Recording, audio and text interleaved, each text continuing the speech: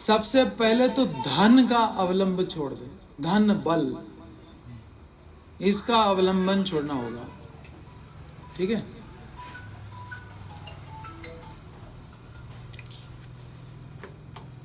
भारत में एक भारत के साधु वो गए विदेश में, हरि बोल। तो वहाँ के लोगों ने पूछा कि भारत में ऐसी क्या विशेष बात है जो कि पाश्चात्य देशों में नहीं है। तो उन्होंने कहा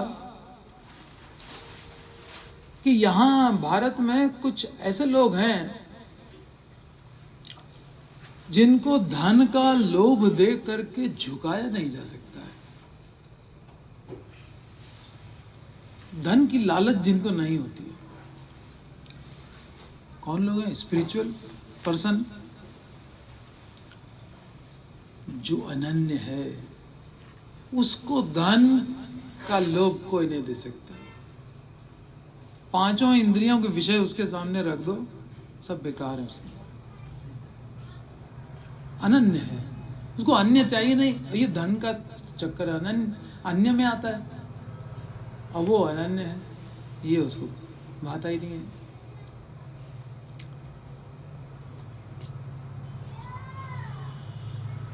तो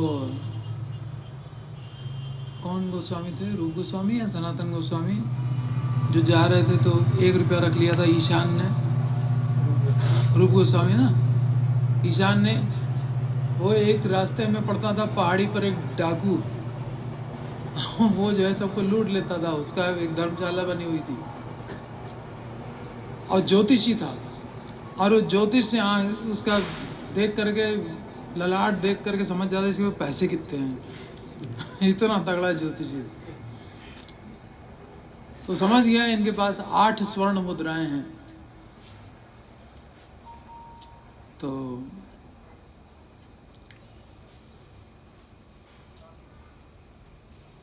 उसको रूप गोस्वामी ने कहा तुम्हारे पास कोई, वो बहुत आव भगत करने लगा रूप गोस्वामी की और इसकी ईशान की। तो रूप गोस्वामी समझ गए इतनी आव भगत क्यों कर रहा है, हमको खाली ये पर्वत पार करना था और ये इतना जो है ध्यान रख रहा है। तुम्हारे पास कुछ धन है क्या? उसने कहा हाँ, मेरे पास 7 स्वर्ण मुद्राएं हैं। उनका जाओ उसको दे के आओ, ये काल लेके घूम रहे हो सर पे, मार डालेगा वो तुमको। उसको आप वापस करके आओ, उसको जाके काउंटर पे दे दो। जाके दे दिया, 1 रखे हुआ था।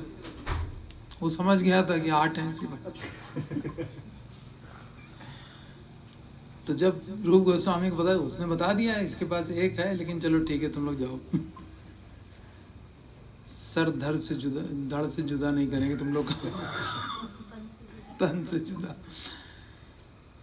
तो मैंने कहा ठीक है, लेकिन रूप गोस्वामी ने कहा अब तुम जाओगे, अब साथ में नहीं चल सकते। ये है धन का आश्रय बिल्कुल नहीं।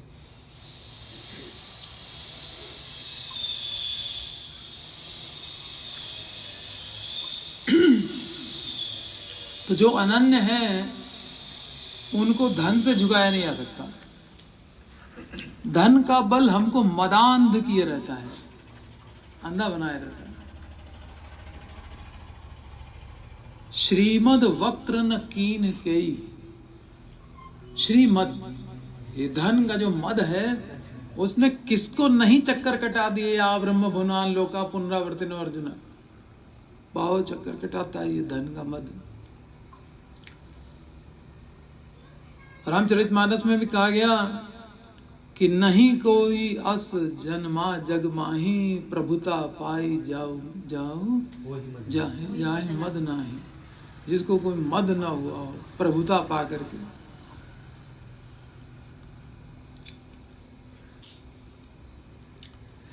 कोई मायाधीन व्यक्ति ऐसा हो ही नहीं सकता जो धन के होते हुए अनन्य भक्त हो जाए। कोई मायाधीन ऐसा नहीं हो सकता।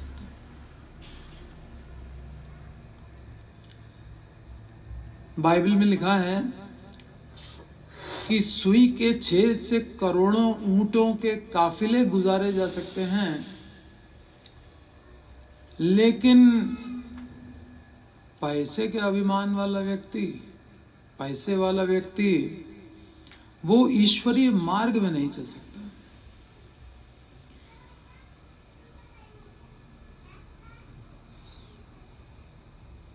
इसीलिए हरिदास ठाकुर के पास जो नवाब ने वेश्या भेजी थी,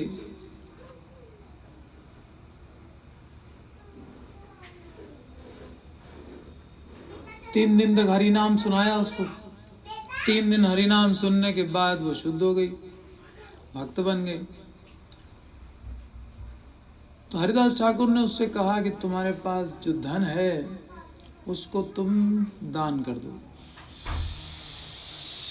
और यहाँ तुलसी के सामने बैठ करके और हरि नाम चालू करो। वो गई और जा करके दान करके आ गई।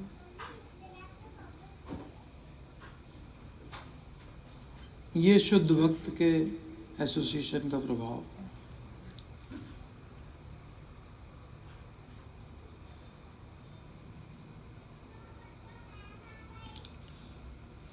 रामानंद राय को चैतन्य महाप्रभु ने कहा जगन्नाथपुरी आ जाओ।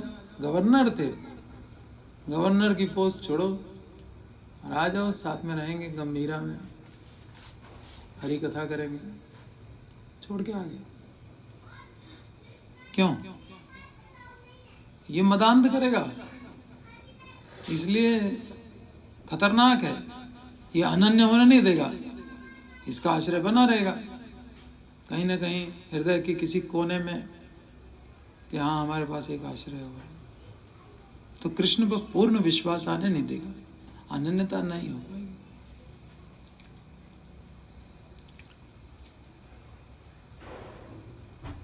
बलि महाराज से मांगा, भगवान कैसे खुशी खुशी दे दिया।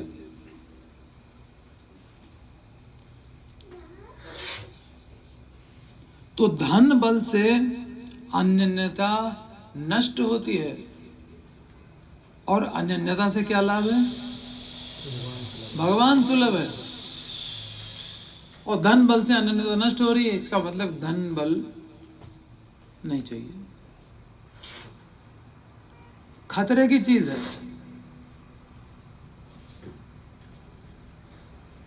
परम पूज्य राधा गोविंद महाराज कहते हैं कि पानी बाढ़े नाव में, घर में बाढ़े दाम, दोनों हाथ उलीचिए, यही सयानो काम, यही इंटेलिजेंस है। कि घर में पैसा बढ़ जाए या पानी में, बोट में जो है पानी आने लगे, बढ़ने लगे, तो दोनों हाथ से उसको निकालना पड़ेगा, दोनों हाथ से, खुले दिल से। बोटिंग तो आदमी कर रहा था एंजॉयमेंट के लिए, बड़ा मजा आ रहा है। पानी अंदर आने लगे तो करेगा एंजॉयमेंट, सारा एंजॉयमेंट वहीं खत्म। नहीं, बोटिंग करो तुम, पानी पे ध्यान मत दो, आ रहा है आनंद, यहाँ जान निकली जा रही है तो उसको तुरंत निकालने की कोशिश करेंगे ना। लेकिन धन, उसके साथ भी यही करना चाहिए, यही इंटेलिजेंस। फिर क्या है?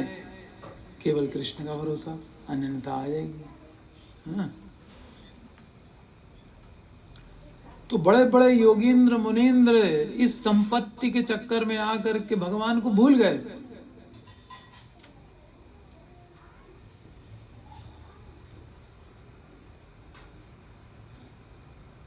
सुग्रीव का राज्य रामचंद्र जी ने सुग्रीव को दिलवा दिया, बाली का वध कर दिया। अब वो मजे कर रहा है, भूल गया। प्रभुता पाई जाहि मद नाही, तभी ये बात लिखी है गोस्वामी तुलसीदास ने।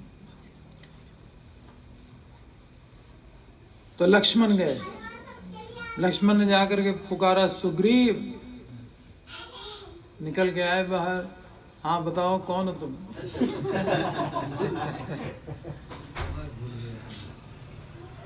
अरे भाई सीता जी की खोज करनी थी। कौन सीता?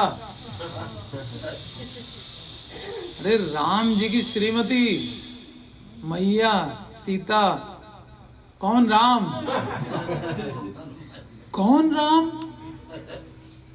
अग्नि बाण निकाला, धनुष पे चढ़ाया, सब याद आ गया, सब याद आ गया। अग्नि बाण देखा नहीं कि बस सारी याददाश्त लौट आई। ये मेमोरी लॉस का तो लक्ष्मण जी सब इलाज। हम लोग की तो मेमोरी लॉस हो गई, हम संसार में सोचते हैं भोग करने के लिए आए। तब गुरु वही लक्ष्मण, वही बलराम, वही नित्यानंद, वो आकर के अग्नि बाण जब चढ़ाते हैं 9 मन लकड़ी पे, देखते हैं हम वो भी चढ़ गया, वो भी चढ़ गया अग्नि बाण पे तो होश आता है कि अरे जीवन तो अनित्य है। कौन राम?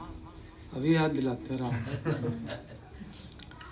सुग्रीव देखिए भगवान का मित्र, गले लगाया भगवान राम ने, है ना। विपरीत परिस्थिति में साथ देने का वचन दिया, सेवा की। वो भी भूल सकता है धन मद में। हमारी क्या हैसियत है जिसने राम को गले लगाया हो? राम ने जिसको गले लगाया हो, मित्र माना हो, उसने प्रत्यक्ष अनुभव किया है राम की शक्ति का। बाली जिसको वरदान था कि जिससे युद्ध करेगा वो सामने वाले का आधा बल इसको मिल जाएगा, प्लस उसका खुद का बल, तो हमेशा वो प्लस में ही रहेगा, मोर देन 50%। उसको कौन हरा पाएगा? 7 ताल वृक्ष थे लाइन से, उनको जो भेद देगा वही भगवान है। देखा, भेद दिया राम ने, फिर भी ये स्थिति होगी, कौन राम? यही गुरु की जरूरत पड़ती है।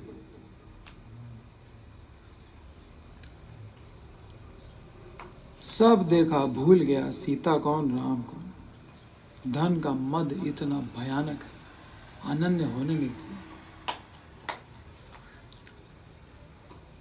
लेकिन यदि हम खुद से पूछें कि हमारे पास 25 लाख है, 50 लाख है, 1 करोड़ है, क्या मैं अहंकार करता हूं? क्या उत्तर आएगा? नहीं।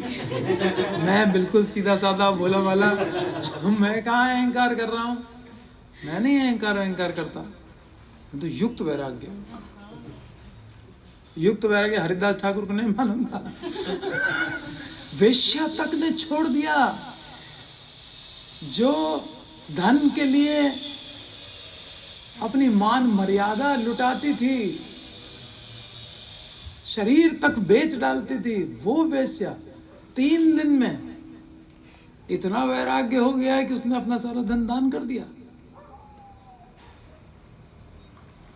तो कर तो सकते हैं ना लोग। रामानंद राय पोस्ट छोड़ के आ गए, क्यों? उनको अनन्य भक्ति करनी है, भगवान सुलभ चाहिए उनको, इसलिए सैक्रिफाइस।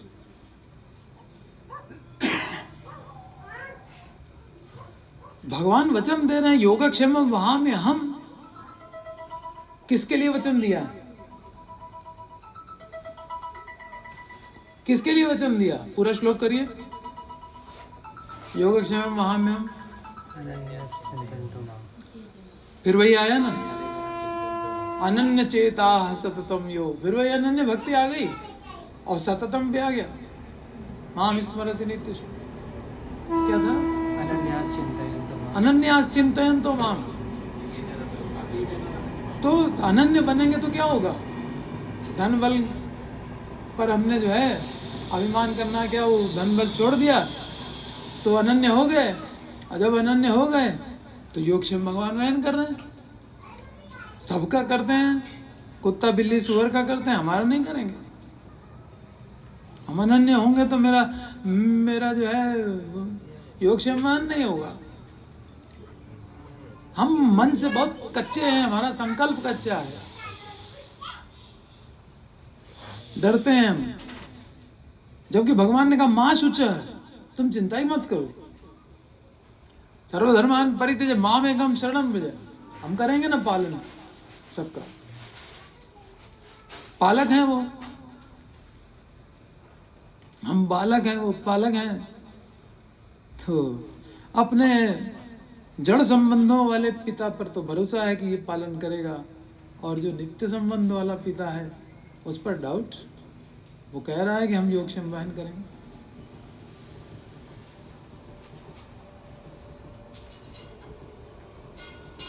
माया मेताम तरंति थे, ये क्या है पूरा श्लोक?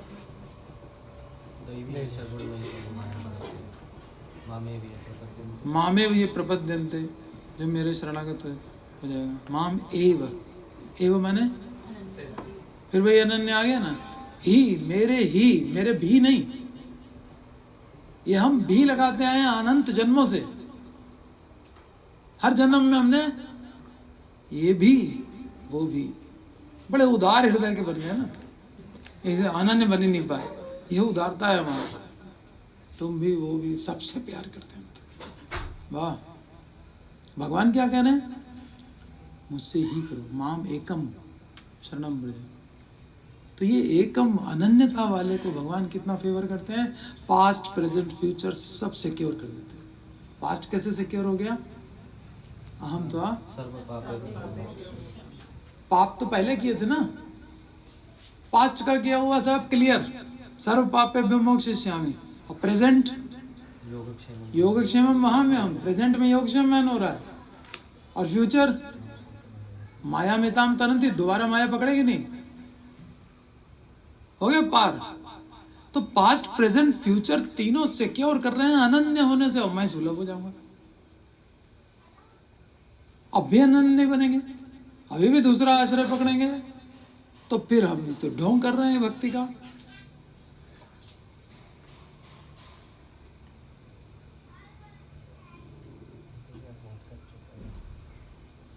तो हम अपने आप से पूछेंगे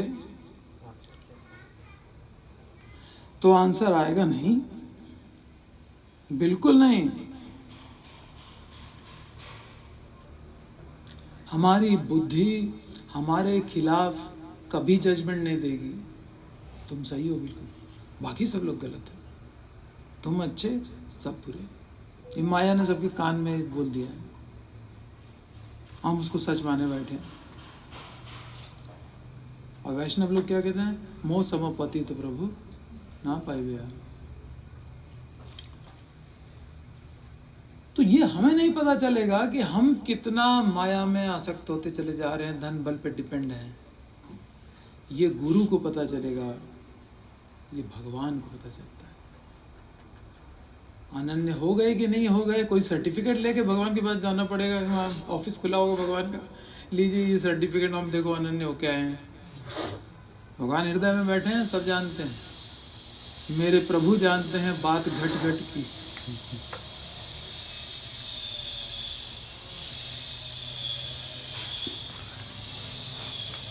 तो गुरु जानते हैं, कृष्ण जानते हैं, इसीलिए तो उपदेश कर रहे हैं कृष्ण कि अनन्य हो जाओ। हो जाओ किससे कहा जाता है? जो नहीं है, जो हो गया उसको थोड़ी, रूप सनातन को थोड़ी गोलोक में बैठ के उपदेश कर रहे हैं कि नहीं तुम लोग अनन्य हो जाओ। हम लोग कर,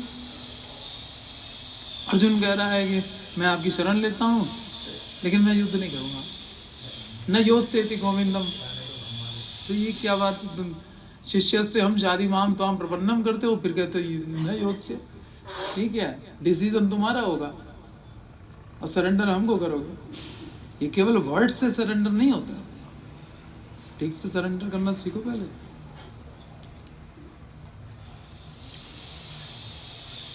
तो धन का मद, पद का मद, रूप का मद, अनेक प्रकार के मद हैं जिनका हम आश्रय लिए हुए हैं और अनन्यता में बाधा पहुंच रही है।